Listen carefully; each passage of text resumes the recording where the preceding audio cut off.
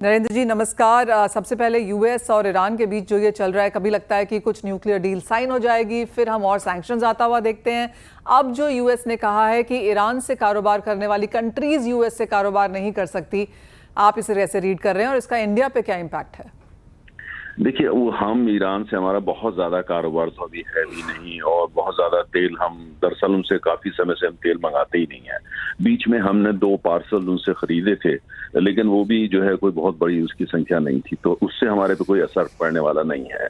क्योंकि जो ईरान चाहता है, अमेरिका चाहता है ईरान पर सैंक्शंस, खासतौर से इसलिए कि ईरान जो है आणविक हथियार ना बना पाए, तो भारत काफी हद तक अमेरिका के इस एजेंडा से सहमत है। तो इसीलिए हालांकि हमने कोई सैंक्शंस नहीं लगाई हैं, लेकिन कुल मिलाकर के ईरान से बहुत ज्यादा तेल या व्यापार हम नहीं करते हैं, और तेल तो लगभग बहुत ही कम है या ना के बराबरी है, तो इसलिए कोई बहुत ज्यादा असर नहीं होता। लेकिन बात यह है कि जो अमेरिका ने ईरान को लेके किया है, जो कहा है, उसका तेल की कीमतों पे, सप्लाई पे और डिमांड पे क्या असर पड़ता है।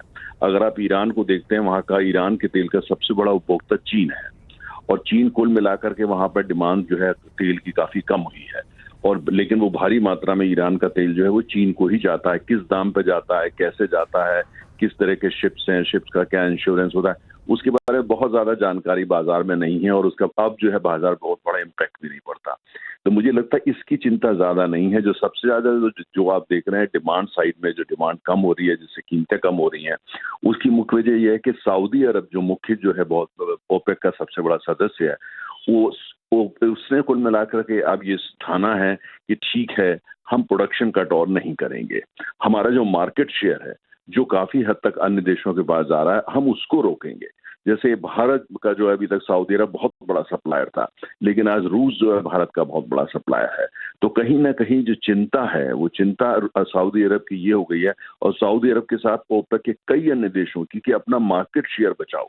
अगर कीमत कम होती है तो कोई बात नहीं है, क्योंकि सऊदी अरब अगर प्रोडक्शन कॉस्ट बहुत कम होती है, उनका ज्यादा जो तेल है वो ऑन शोर है, जहां प्रोडक्शन कॉस्ट कम है, तो इसलिए लगता है उनको कि चलो वो तो किसी तरीके से वो बर्दाश्त कर लेंगे।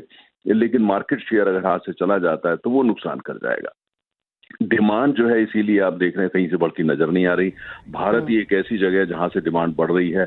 आज सारे जो तेल के निर्यातक हैं, उनके लिए जो भारत जो है वो गोल्डन एप्पल बन चुका है, वो सबकी निगाह भारत में है। और दूसरी तरफ भारत को जो सस्ता तेल हुआ है, जो रूस से आया है, अन्य देशों से आया है, जो कीमतें कमी, भारतीय अर्थव्यवस्था को उसको काफी लाभ मिल रहा है।